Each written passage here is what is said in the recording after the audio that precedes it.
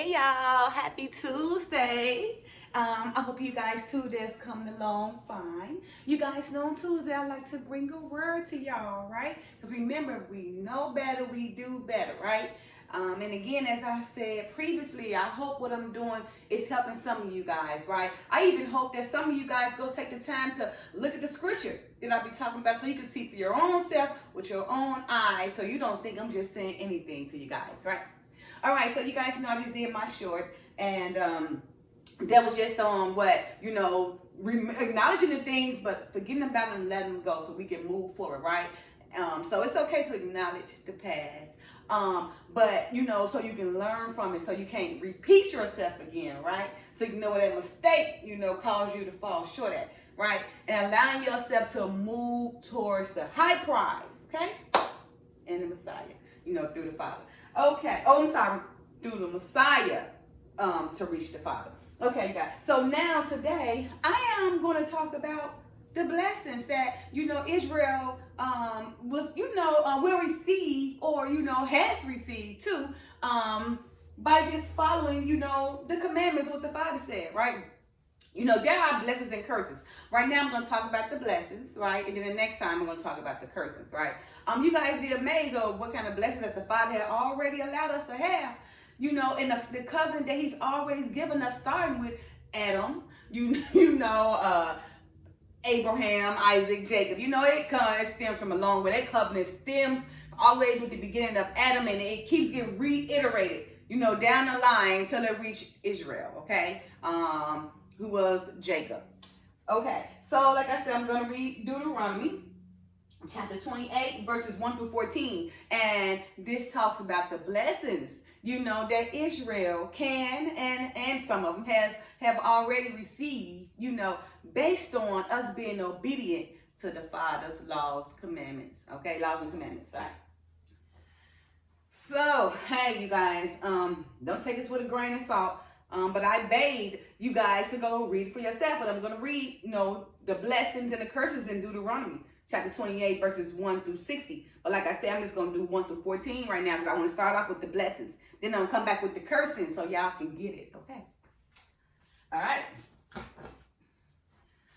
So, again, chapter 28, Deuteronomy, verses 1 through 14. This Bible has a particular header. I have quite a few Bibles. Sometimes I like to read one of the headers too. When I read you guys, I use this one so I can read the header. It just summarizes the chapter itself, okay?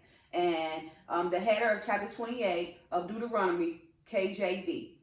If Israel is obedient, they shall be blessed temporarily and spiritually.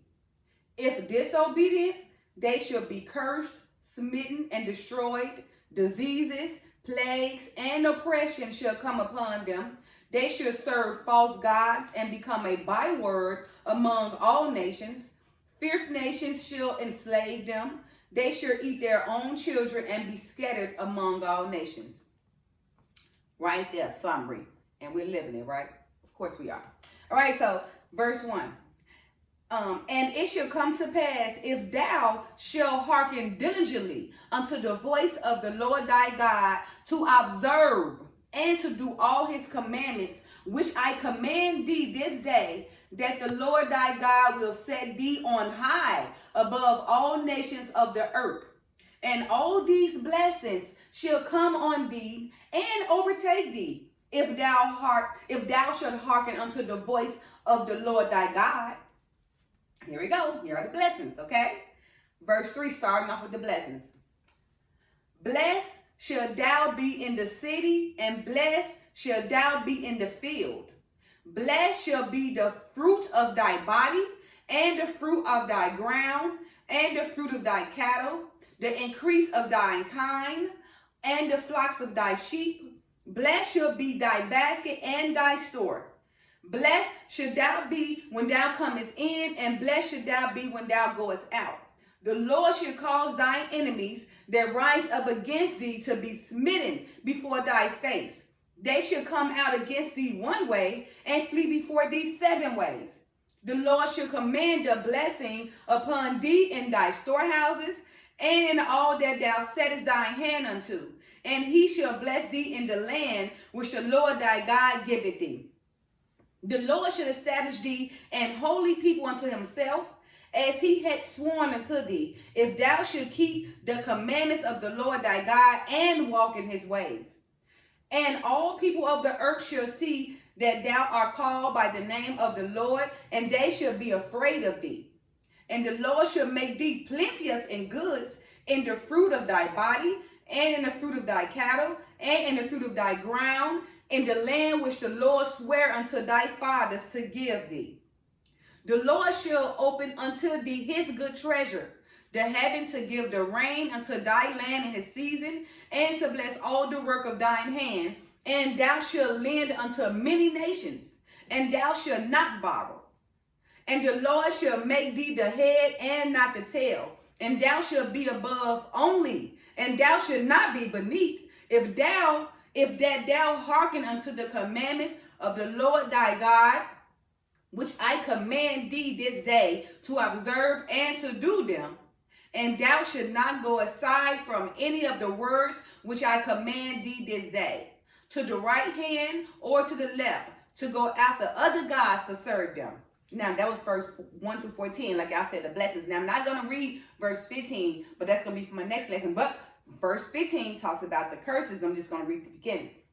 Verse 15, but it shall come to pass, if thou wilt not hearken unto the voice of the Lord thy God, to observe to do all his commandments and his statutes which I command thee this day, that all these curses shall come upon thee and overtake thee. And then verse 16 start off with the curses.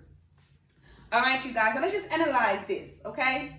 Let's start with verse 1. It says, and it shall come to pass, if thou shalt hearken diligently unto the voice of thy Lord, to observe and to do all his commandments which I command there this day, that the Lord thy God will set thee on high above all nations of the earth, and all these blessings shall come upon thee and overtake thee, if thou shalt hearken to the voice of the Lord thy God. So it's just telling you, if you observe his commandments and practice them. I mean, we're not perfect, like I said, but try to observe and practice, right? Because this walk is a progress, right? Trying to walk in righteous ways is a progress. It doesn't happen overnight. It takes time. But you got to be the one trying to put that feet forth and make it happen, right? So he's just saying, try to practice, try to observe. You're not going to be perfect, no. But take the time to observe and practice, try to walk for perfectness, okay?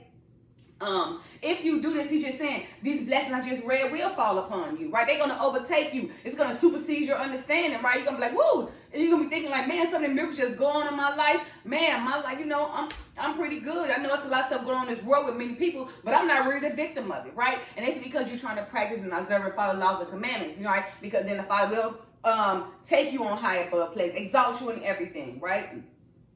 Okay, it says, verse 3, blessed shall thou be in the city, and blessed shall thou be in the field. Blessed shall be in the fruit of thy body, and the fruit of thy ground, and the fruit of thy cattle, the increase of thine kind, and the flocks of thy sheep. Blessed shall be thy basket and thy store. Blessed shall thou be when thou comest in, and blessed shall be when thou goest out.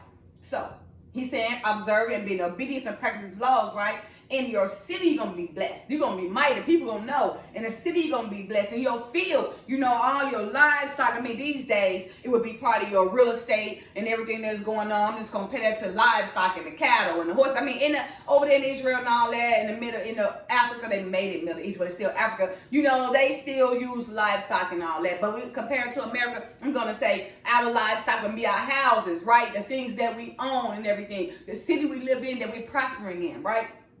That would be, you be blessed in that city, being mighty. In that field, being blessed shall be the fruit of thy body. The fruit of thy body, can be pertaining to, having children. The fruit of thy body, great health, okay? The fruit of thy ground and the fruit of thy cattle. Like I said, the livestock, the ground, even if your ground can be, you sowing your plants and everything. So, because some people like to plant and grow their own food, right? That's their fruit, so it's going to be a lot of different fruits in different ways. Your body, your livestock, your real estate, your plants, your children, just everything, right? Blessed shall be thy basket and thy store. Your business, entertaining. Remember, Bible, basic instructions before leaving earth. It tells you how to walk through life. Ain't nothing new under the sun. Everything happened today have already recurred. It's just right now recurring in a modern way, right? Okay, so like I say, blessed shall be thy basket and thy store. Their business, their organization. If you doing right and you treating people right and everybody's equal, you putting the Father first, trust and believe me, your business will be blessed, and it goes on forever, for ages. People business lasts 100 years is because they got a good fortune behind it, doing something good behind them doors. Okay. And you know what? I don't want to throw no wrench in it, but sometimes you can go a long way too, because the Father do allow goods and blessings, but you'll know the difference. Okay. All right. Good and evil. I'm sorry. Okay. Now, verse 6. Blessed shall, well, I think, let me see, don't want to start with that one. Well, yeah, blessed shall be when thou comest in and go out. So, even when you coming in and going out, that whole light yourself is going to show. That glow going to show. Going in and coming out. You might have true story. You all past and had the dogs want to sit, leave their owner, just want to sit by you or talk to you or come by you. I've been, then walk past and the dog done left the owner and just stood by me. Or walk past these big wolves and the man was neighbors like, them dogs ain't bark at you at all. They don't be barking at everybody. Or because going in and coming out, you'd be amazed, because Adam named the animals, right? He gave them dominion, right? So the animals do understand. So they understand even when that spirit of you and the Father too, because they know the Father too, even though their flesh is different from our flesh. They still, know the Father, and they live in a habitation according to the Father have put them, or placed them in a habitation to live, okay? But they understand too, and they know when they see someone of the Father. Let's see. Verse 7. The Lord should cause thine enemies that rise up against thee to be smitten before thy face. They should come out against thee one way and flee before thee 7 ways. Yes. So, that's what the Father said in the Bible. No weapon formed against you shall prosper. Bam. Right there. That's a precept, right? So if you're blessed, those enemies that's trying to come against you, it's going to come in due time where they're going to fall. They're going to flee 7 ways, right? They're going to try to pick their own self up. They're going to be like, that battle is too strong for them, because you got on the whole arm of the Father against a devil of battle. Remember, the devil got to get orders from the Father to go after the Father kids. Okay? So always remember that. So even your enemies that try to come against you, once the Father has blessed you and exalted you and made you to be a mighty person, they can't touch you. And believe it or not, it comes to them maybe in their dreams or maybe in a vision. It's going to come to them down later in the line. The Father going to send them, let them know. It's going to flash their life like, what just happened? That's him sending the message, leave his people alone. All right. Now, verse 8. The Lord shall command the blessings upon thee in thy storehouse, and all that settest thine hand unto. And he shall bless thee in the land which the Lord thy God giveth thee. He's just saying, look, whatever he touch, turn to gold. Just like Joseph, even behind the prison bars. Even when his brothers sold him and all that. Whatever they did, it was for the blessing of the Father, for the glory of the Father. Whatever he touched turned to gold, from the house he lived in to the prison, to being a second ruler in Egypt under Pharaoh. Okay, so that's all he's saying. The blessings will be in the sky house, whatever he set his hands to, whatever he set his mind to, he's going to prosper. Whatever he touches is going to turn to gold.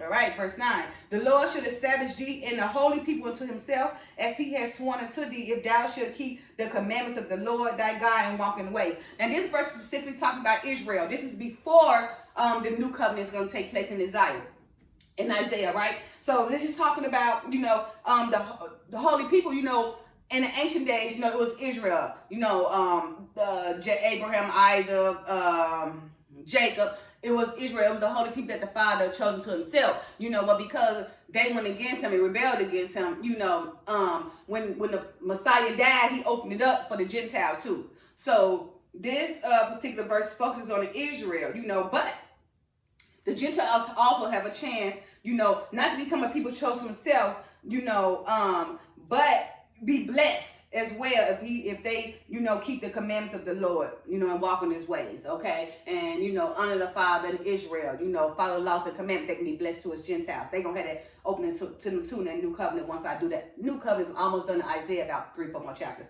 Okay, now verse 10.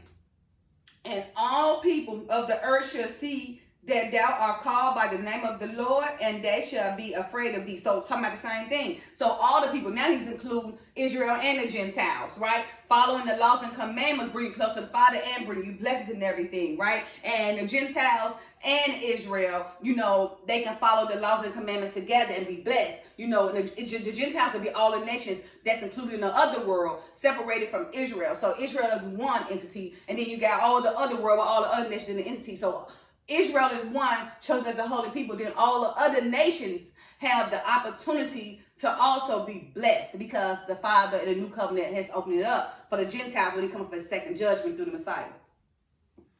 Okay, now verse 11, and the Lord shall make thee plenteous in goods, in the fruit of thy body, and in the fruit of thy cattle, and in the fruit of thy ground, in the land which the Lord sware to the fathers to give thee. See, he giving the same blessings to all the people and all the nations. If you observe, be obedient, and practice laws, commandments opened up to you. Now, even though Israel would be his chosen people, you understand, he's still opening up for the Gentiles to have those blessings as well, if they follow the laws and commandments and everything, because it's going to be a restoration, a great restoration coming upon for the new covenant, because we got so many people lost, and to the Father have to offer, for you to even forgive, repent, for salvation, so you can be saved or earn salvation, so he's going to open it up, because like I said, a lot of us is lost. A lot of us don't know the truth. A lot of us is confused because how we've been programmed, from the world, but we're going to get the opportunity, for the most part, most of us will get the opportunity to have a chance to repent and earn our salvation,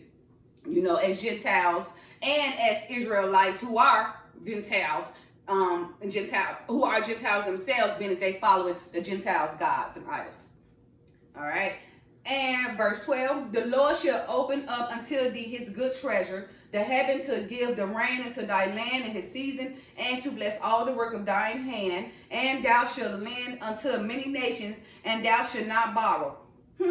Now, one nation we know is probably this good, Man, I mean, the only nation I think about was Enoch nation back then, right? Even,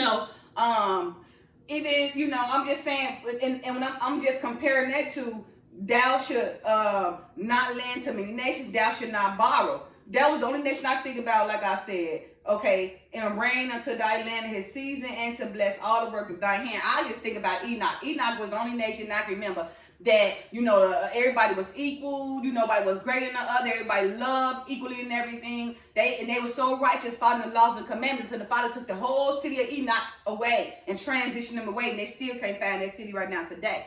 Now, just comparing this to the real world of the Lord shall open up unto the good treasure, the heaven to give and giving the rain to their land, to their land. Some out the people that are following the laws and commandments, right? And giving them treasure and opening up good rain to their land, so they can sow and harvest and everything. To bless thy hand, to bless everything they touch and everything. Now, to lend unto many nations.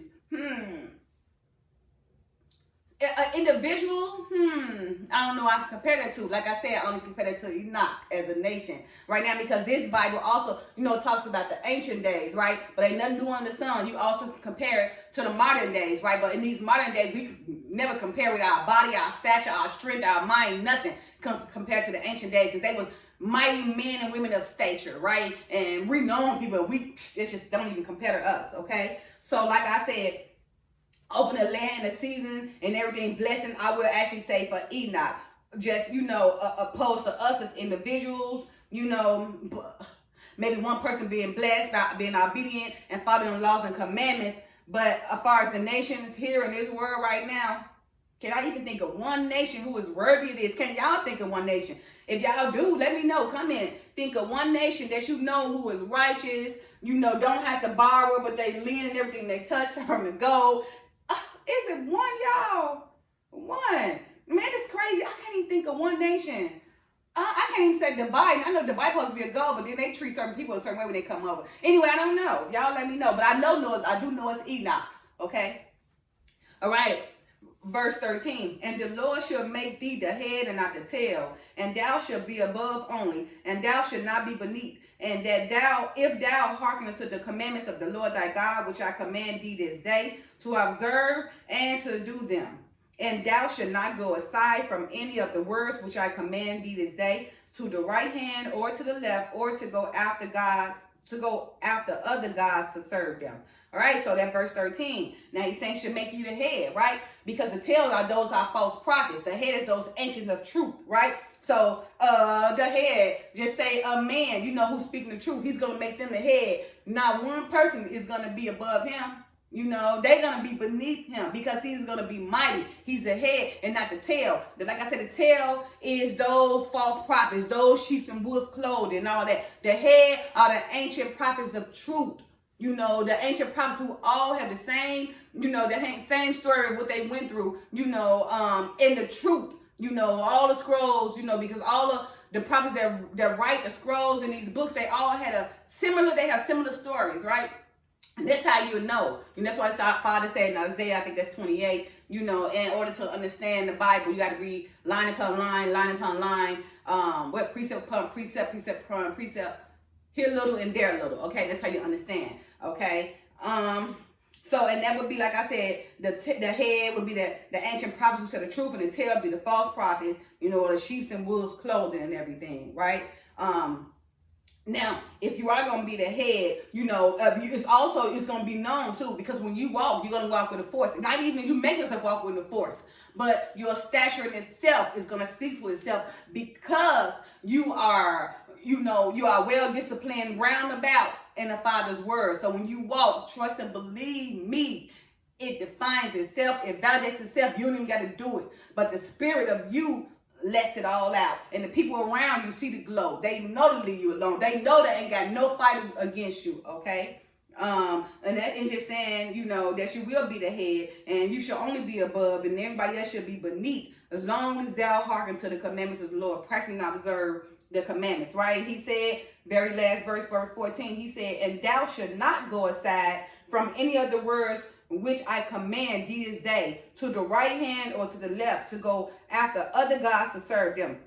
So he said, look forward. Don't go to the left, don't go to the right, but on a narrow path, straight forward. That's the only way you're going to reach that prize, right? It's going straight forward, not to the left and not to the right, but straight forward, right? Not looking after other gods, or not following after idols out of Gentiles, other nations and Gentiles, other gods and idols, okay? And the ancestors. I know the ancestors become a big thing. Yes, we have ancestors. Yes, we should honor our ancestors, but we should not worship them, right? We are only to worship the Father through the Messiah. That is it, okay? Let's not get it confused. Of course, our ancestors, like with Moses and them, yes, we supposed to follow their lead. We learn from our experience, but we're not to worship them. We're not to bring up their spirits. The Father said, do not celebrate the dead. They're gone. Okay, but only worship the Father through the Son. Okay, following His laws and commandments and everything. Okay, and you will be exalted. You will be above. Do not serve other gods. Do not serve other idols. But make the Father Himself your God. Make Him your idol. The Father, through the Son. That's your idol. It's just so hard for so many of us because we got so many things that's going on in this world just causing us to come far apart from the Father's laws and commandments and righteousness. That's why we all over the place, okay?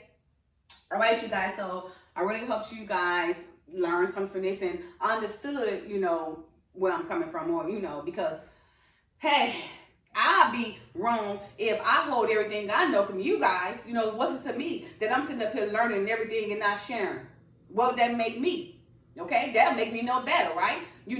So I take the time to share because I told y'all I've been charged with getting things in order. And now as you guys see from all my videos, you should see it's got to be something there to get things in order. Because my whole thing is using the real world and the Bible, or comparing the Bible to the real world, comparing to the modern life, because there's nothing new under the sun. Everything's repeating itself. It's just been repeating itself in a more modern way. Okay, but it's repeating itself, okay? Repeating itself. All right, you guys, enjoy your Tuesday. Have a great day, you guys. Don't forget to like, subscribe, share, and comment.